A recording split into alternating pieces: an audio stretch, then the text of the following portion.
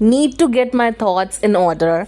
After reading this amazing 3000 pages long book, After Getting Differentiated into an Omega, or the title is the After the Tyrant Differentiated into an Omega. Okay. And if we are going to talk about the summary, the basic plot of the story, it goes like this. Nero, the disabled and ruthless villainous tyrant alpha in the famous tragic novel The Passion of the Holy Son, wakes up to find himself bound to a system.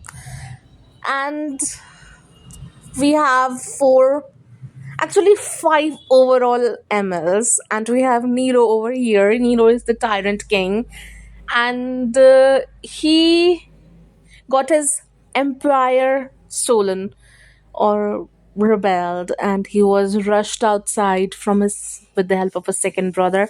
And there is this whole detailed world that I would love to see in with my own two eyes, because the world that is described, the technology that is described, it's so wonderful, it's so beautiful. If we were to talk about the basic summary of the story, it goes like this. We have this young, innocent boy who just returns and defeats the person who killed or murdered or massacred his family and stole the empire. Nero, with the help of his bodyguards or white knights, wolf white knights, take back his empire. And the moment he take the empire back, he was asleep. During that sleeping period, he was attacked, his mind was attacked with somebody, with a foreign entity. And that foreign entity is none other than the famous system and transmigrator duo. That transmigrator tried to enter Nero's mind, but Nero has such a high capacity of mental power. He literally killed the transmigrator. And because he's the tyrant, he's an emperor, he's very smart. The boy is so smart, so smart. The moment he wakes up, he realizes something has happened, because the system, the so-called famous duo of system, enters Nero's mind and is all like, "Oh, I'm sorry, I was going to come alone," and he's making all sorts of excuses. My man, my Nero, yes, he's my man. My man ignored the constant squabbling of a system inside his brain for 2 entire days. And quickly, swiftly, he ordered his knights to come over and check his brain, because we are a millennia later from this earth, right? And we have all this technology. So he scanned his brain. He realizes there is this intelligence formation or something inside his brain, and he literally he literally holds the self destruction, or that particular part of that AI model hostage, and asks the system certain questions. And during that hostage period, he behaves like the transmigrator. He does not let the system know about the fact that the transmigrator has already been killed, and he is the original character. And because system, he sort of divulges into the entire plot of the story, the Passion of the Holy Son, which is this erotic novel, haram novel between the four MLs and the Holy Son. And he is going to play a minor villain category role, who's going to die very soon. Within a year, he's going to die. He's going to go bad sick, and he's going to get himself killed.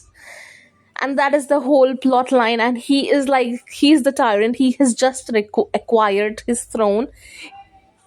He has not even sat on his throne as of now, and he receives the news that he's going to get mad and die. So he starts this entire plot of finding, or well, not actively finding, he just goes on and find the MLs, the four MLs who are supposed to be so good at their jobs, so top category experts, phenomenons persons. And he goes around finding these four MLs, fighting people, and he also receives the news that there is this whole entity, this very strong entity that once fought or well attacked the Earth planet 2000 years ago, and that entity is going to come back and attack the planet, the empire, the Rose Empire. This whole symbolism of roses surrounding the novel is so pretty. The silver leaf rose, the roses, it's so pretty. Like the aesthetic quality of the entire novel, the branding of the empire as a whole, if I say so, that it's so nicely written, and I just find it so amazingly beautifully. Like, I do not even have words to tell what I'm feeling right now regarding the entire branding of the empire, but it's so thoughtful that I'm just so satisfied. There's this feeling of satisfaction when I think about the entire aesthetics, and when I try to imagine the world that this novel represents, the entire Rose Empire. I'm forgetting the exact name of the empire right now, but yeah, it says that from the outer space, the empire looks like it's a rose nebula.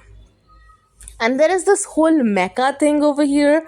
Like, yes, we have the differentiation of ABO, alpha, beta, omega.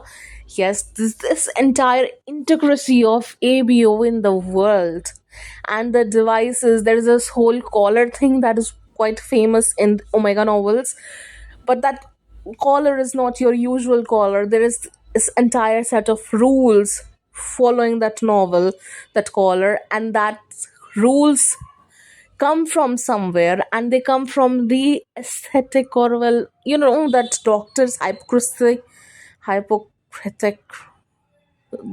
don't exactly remember the word, but it goes something like that, that the doctor has to follow, or well, safe, secure, or treat a patient 100% of the way. There is a certain sort of rules, Eskimo rules for robots, that AI life has to follow, and how the previous Rose Emperor, Cassius Emperor, come up with this entire set of rules for callers, and it was not a spun of the deal or something to possess the omegas. There was this whole entire reason for creating those callers, and how humanity as a whole spoiled or exploited the callers for the omegas, which is brilliant.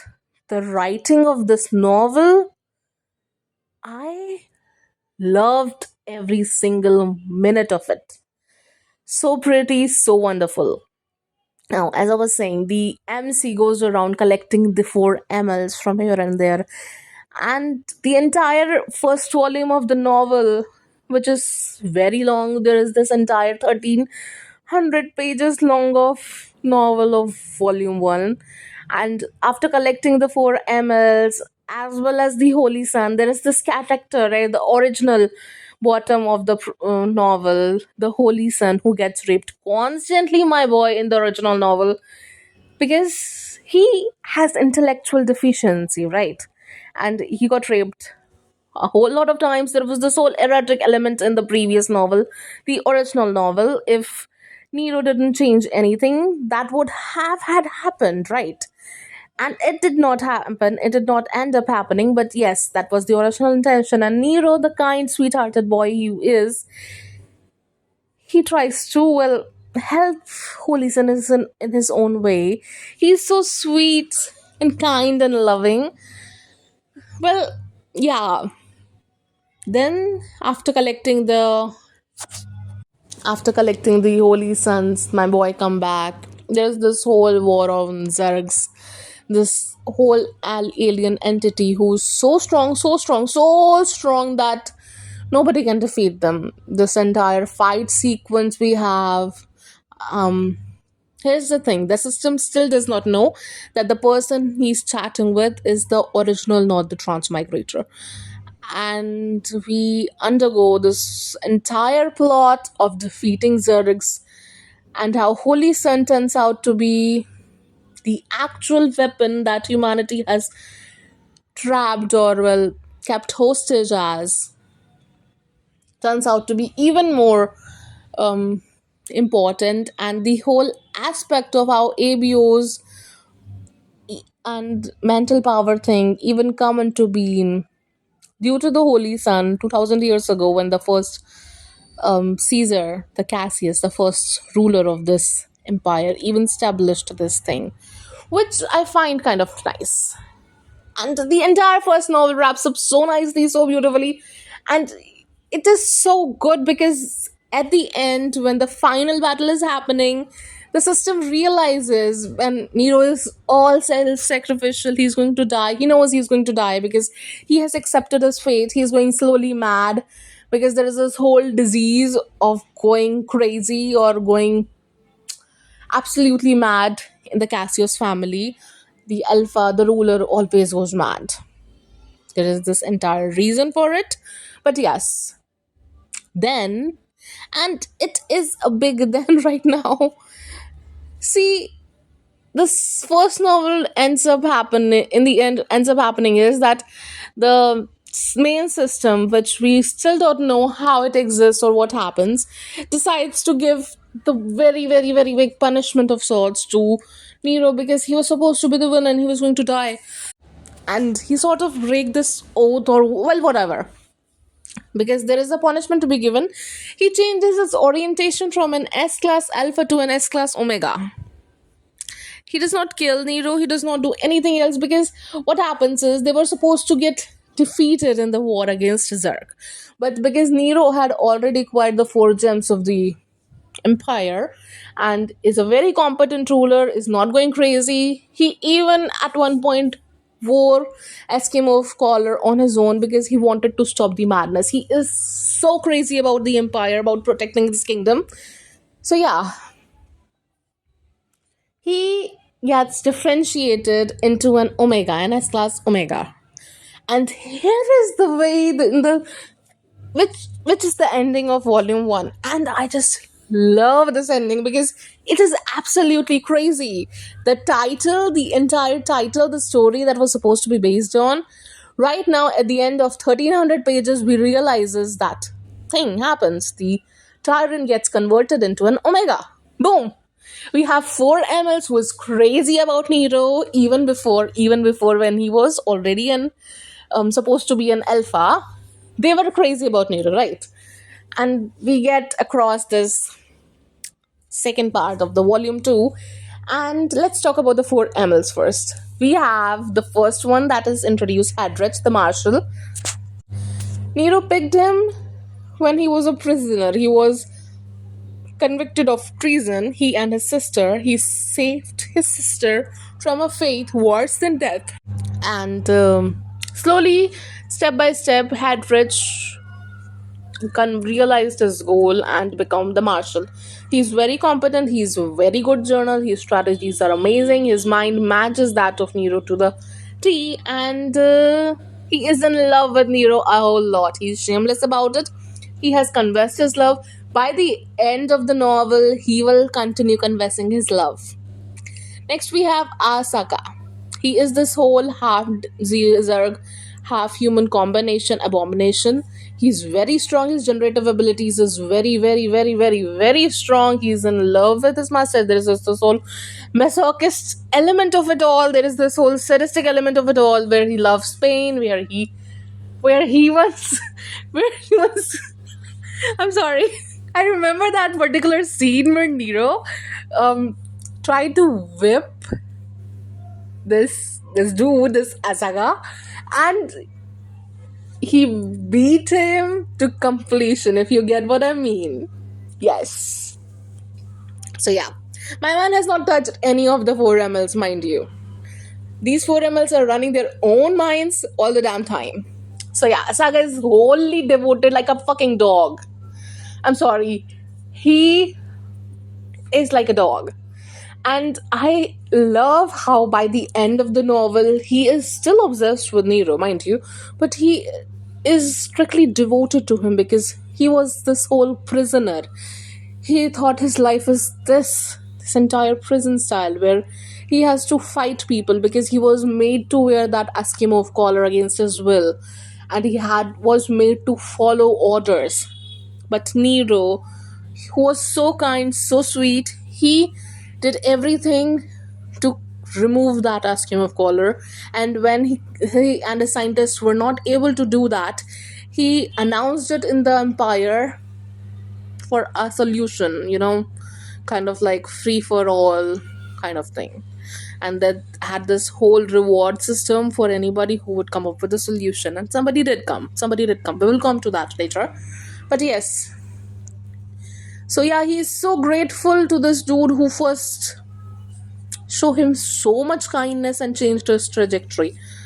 And the third ML comes is the White Knight Alexei, the one who is always with Nero ever since Nero was like a little kid. He was, I think, 8 or 9 years old, I think.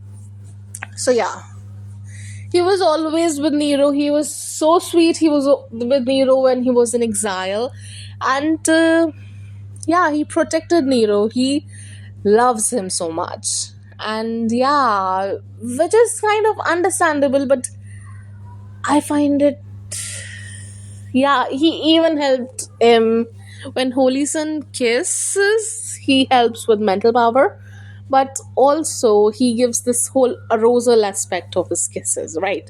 So yeah, he, I don't know, a sweet innocent type of boy who is so ruthless. He does not care about killing anybody, but is so innocent, so fucking innocent.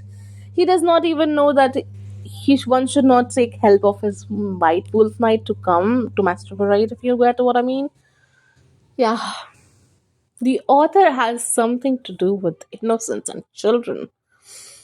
I don't like that aspect of this novel. I'm sorry.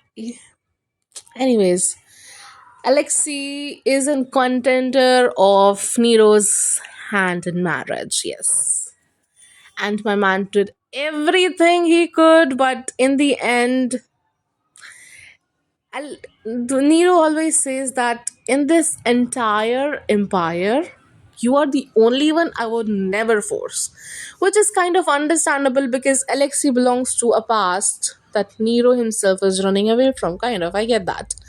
And I find him the second most strongest contender for the love of Nero.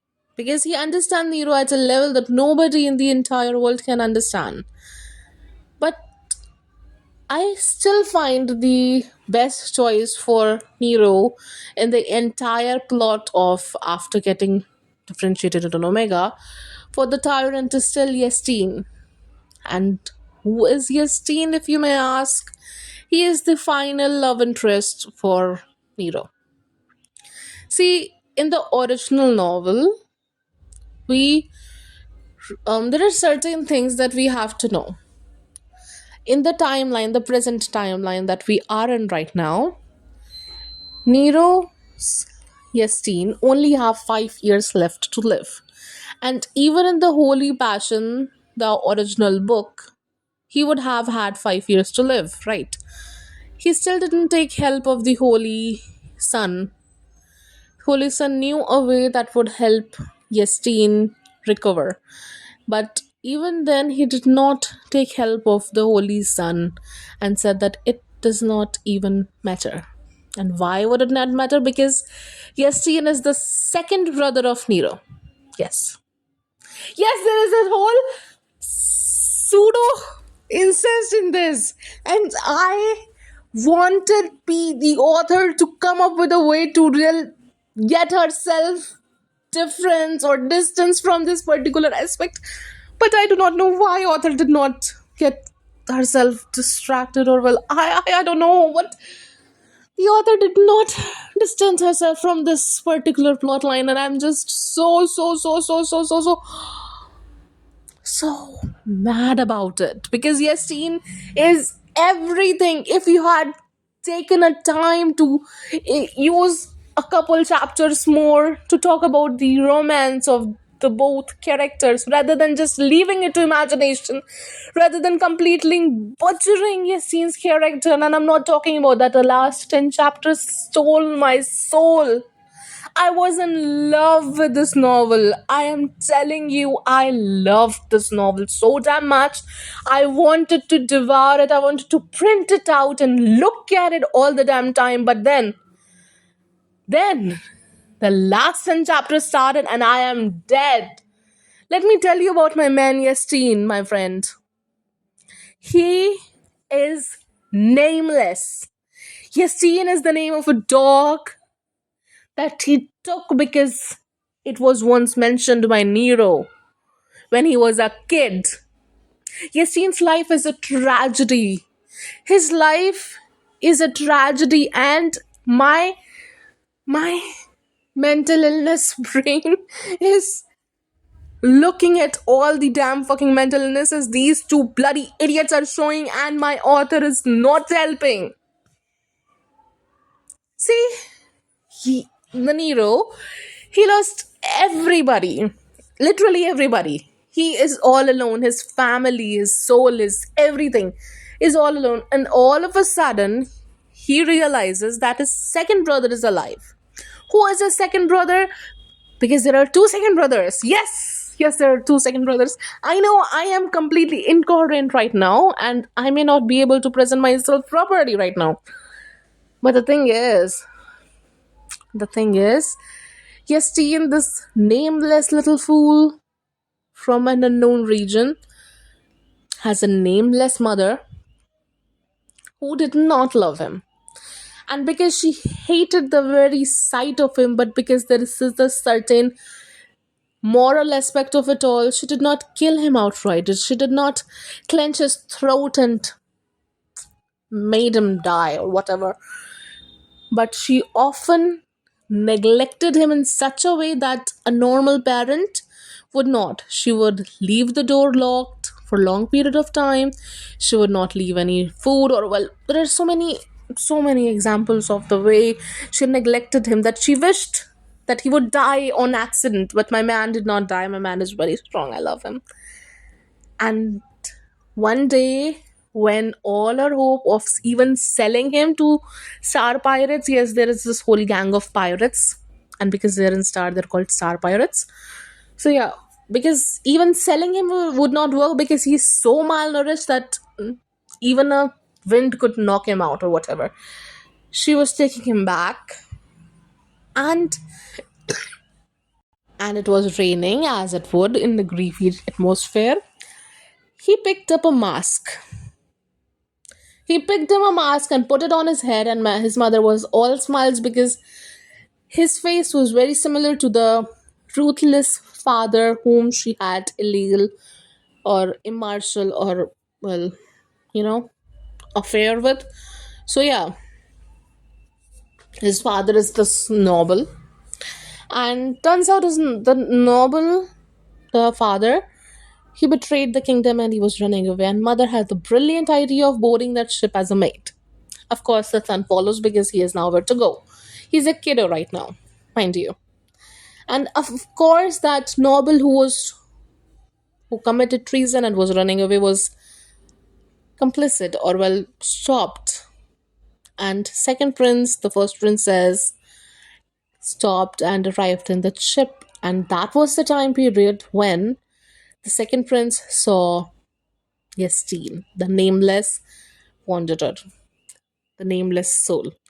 And he was all like, that was the time period because he looked so similar to the second prince. His body, his face structure, the nose curve, everything was so similar to that of the second prince, especially his eyes, his green emerald eyes. And second prince had a sort of epiphany, but he did not proceed with that. Some time later, he received an invitation for wolf nights because this is these guys are trained from childhood to be personal attendants, bodyguards, everything in one to the royal family. He was shocked, and he kind of find it hard to believe because he's very intelligent. He's a genius, mind you, and is often nicknamed as genius. So, yeah, he was kind of shocked because wolf knights are a very prestigious noble organization, and they would not choose somebody whose blood is the same as that of a prisoner, a person who just committed treason. The noble, we do not know who that noble was. There was no mention of him. Anyways, so yeah, he was kind of perplexed and he had his own suspicions. But his mother was all like, "Oh, my son is going to be there. You are going to earn some money, prestige, whatever." Her mother was set up in somewhere where all the Wolf Knights families live. a particular outdoors community of sorts, I don't know. And he joined as a wolf right there. He started training. There was this whole happy-go-lucky time of his training for some time, and then his biggest fear at the time was faced, and he come face to face with the second prince, who asked him to make a deal, a transaction of sorts. And my man, who was so tiny, so small, who held no power, who had no name, who wore a mask, a broken, grey, dirty mask for his mother, because he realized that his mother did not like the face that she gave birth to.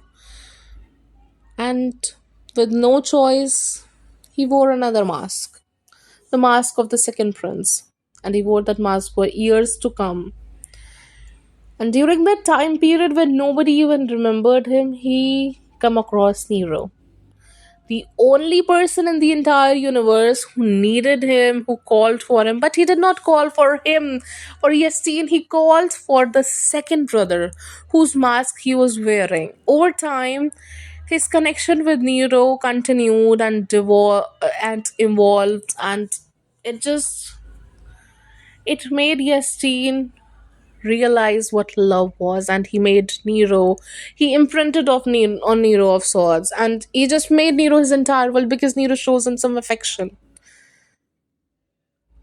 And during that time, the second prince, who was using his mental powers to a T, he started going mad. He started going crazy. There was this whole nuances of Yastin being the second prince, people would know, etc., etc. So yeah, after this entire period of Yastin being the second prince copy, of being out whenever needed, and the second prince going outside to, well, fight, there comes the rebellion. The person they trusted the most, their uncle, massacred them, started killing them, rebelled, and to protect little Nero, his little brother was urged to take Nero away.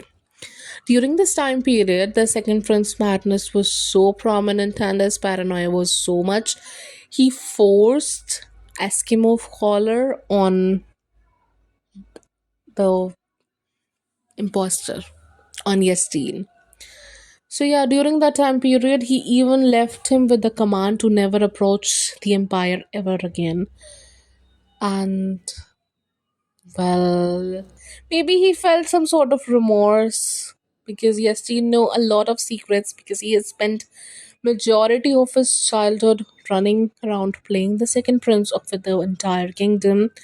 Yet the second prince, Eleanor, decided to show mercy and fulfilled Yastine's last wish of being a captain of a nameless ship in a nameless world. And he gave him with an exploration ship, kicked him out of the system, bring. And yeah, FG, Yasteen was kind of confused. He hated him, but still, the collar was still on. He had no other way to do that. But he come across another problem. He realized that third, fourth, fifth prince that he tried to run away, the fourth and third prince were captured and killed. Only the fifth prince, the little baby, was there, and he was still on the run. My man was supposed to go away, so far away to never come across the captain, the empire ever again. And my man was defeated. My man was in love. My man was super caring about Nero. My man's only hope of living was Nero during the dark days of being pretending to be the second prince. So yeah, he did something even more stupid. He consumed an extremely dangerous drug that once consumed would kill you, would literally kill you over time, would kill your mental powers. And mental powers is the game in this entire universe, if you get. Because mental powers are help run mechas. Mechas are this old giant robot thingy. And yes, because the only way to counterattack the effects of an Eskimo collar is to consume that particular type of grass. And my man needed to help Nero get safe and secure and run away from these groups of people who were running after trying to kill Nero. So he helped infiltrated the emperor's army or spies or sorts and sent coordinates of running away of safe locations in the White Knight who was with who was with Nero, Alexei, and 300 I think the other White Knights. So yeah, he helped send coordinates and consumed a large amount of grass to help counter the effects of the cholera, and he did so for years to come. And my man was so done. He helped him, but then there is this whole assassination plot which I won't delve into. He lost contact from Nero, and he wandered for 10 years in the nameless ship in the nameless world, and he gave himself the name Yestin. Until then, he had no name. He gave that name to himself because Nero called the dog Yasteen. And yeah, I guess he wandered for 10 years, and one day he realized, or well, come across this news that the fifth prince, the only living Cassius family member, returned. He killed, massacred, defeated the rebelled Lord Rupert. And you know what Nero did? He put their bodies and cemented it in the pillars of the kingdom in the palace, I think. So, yeah, he was happy. He wanted to look at him. He went places where Nero would go, and where Nero went, he went to look at him from afar. And one day, when Nero asked for Eskimo collar removal help, my man was all ready because he already removed the collar from his own body. Yeah, he remained unnamed. He helped Nero from afar. He helped him establish rule in the Eastern Territory. He helped deliver the nobles and the army in his lap. He did a lot from a distance and never approaching. And my man Nero is not stupid. He realized somebody is helping. He knows the help of system that it's Yasteen, and he kidnapped him. Not exactly kidnapped, he imprisoned him. He treated him because the nobles were sad. They were being betrayed by the imposter second prince. Yes, that is the whole return of the second prince when Nero was going to die, I think, during the first war with the nobles, with the high nobility. And yes, Nero treated him. Nero realized he's somebody else. He's somebody special. He's his second brother. He made him the prime minister. No. The secretary first. He made him the secretary first. My man was ready to die. My man was all like, "Will kill me, then exile me, then do something with me. I do not want to live with you." And Nero was all like, "Oh yeah, be my secretary." Anyways, this was all fun and games, right? As I mentioned, and slowly, Esteem was all in his own place. He never tried to take advantage of Nero, unlike the other three MLs who were all like, "My man Nero, help me, let me help you, blah blah blah." He was not jealous of the holy son. He was not doing anything. My man was all my man was super helpful. When he realized Nero was neglecting his health, he helped establish a particular routine, and I loved the attention to details, the subtleness in their relationship in the starting aspects when we first encountered Yasteen. And during the entire first novel, their relationship was so sweet and so subtle yet so different from other MLs, which kind of showed, right? The interaction that Nero had with other people at Yastin was entirely different. Maybe it has something to do with the fact that he thought that he might have had been Yastin's, or sorry, the second brother. But when Nero realized the whole truth, he was very, very sad for him. And yeah, my man fall in love, but I do not like how the author handled the actual relationship aspect of it. How the author made Nero this incompetently stupid fool who is so innocent like a fucking rose flower who does not even understand what love is. Well, yes, he has this four alphas going crazy over him. And yes, the moment he realizes that these four people are in love with him, his reaction is very nice. I love that. But what I do not understand is what happened after that. My man, Nero is so crazy about the empire. He's all, oh my god, I need an heir. Oh my god, I need an heir. Oh my god, yes, I need an heir, an alpha. Give me an heir, an alpha. And I'm all like, dude, let him rest. Where is his healing arc?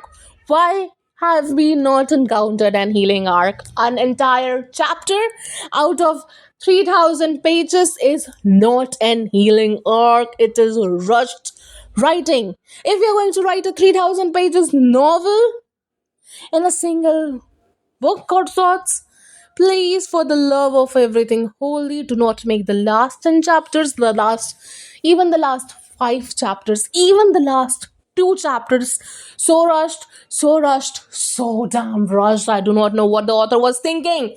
It felt like I was reading the last minute story writing. The entire story is filled with subtle nuances that I want to take the hand of author and kiss it. But the last two chapters make my blood boil because I just want to tear this entire book apart. First of all, print it down because I want to tear it to pieces. The book is amazing. It was supposed to be my favorite book. I was reading it in a week straight without eating, without doing anything else, and I wanted to love this book. But why is the last 2 chapters like that? Why does not my man get any redemption of sorts? Not exactly redemption, it feels like Nero is projecting his brotherly feelings because Yassine is the only connection of his past life, his family, and choosing him feels safe to him because that is what Nero knows till now. And it feels wrong because Yassine has actual love for Nero. Over time, that love is nurtured, and yes, we get to see that same love reflected from Nero back, which I can understand, which I can see. But if the author had stopped to use the last page of the novel for the 2 characters and not their 2 children, yes, they have twins. Yes, they have fucking twins, and I do not understand. Oh my god, I'm so angry. Yes, I'm angry because I love these 2 pairings. I followed. Oh my god. This entire rent is done very impromptu style. I'm going to. Oh my god, I'm not even sure I'm even going to post this in a video format. Anyways, I make BL analysis videos or audios in whatever platform you're listening to this rant. Yeah, the story ended that way. The last chapter is about the 2 sons and daughters of the 2. And you know what the best part is? Nobody knows they're married. My man is wearing another mask. Nobody knows they're married. Yes. Apparently, an unknown Omega gave birth to Your Majesty's children. Yes. Nobody knows Yestine. Even the children are not calling Yestine dad or father or papa. Yes. And that made me feel hell for that man. He had repeatedly told his entire life that he was not wearing any mask, and by the end of the story, it feels like it was another mask he adored for Nero. And I feel so sad for him. And maybe it was just my perspective, but I do not understand the need to hide. You can just say Yasin is an Omega. He gave birth. He's the new Empress. But I feel like it was Nero's pride. Far more. And it just feels very transactional sort of relationship. Even the author tried to insert this whole, oh, he smiles this way only for Yasin from the perspective of the children. It does not feel that way when even the children are not calling him dad and are being all jealous.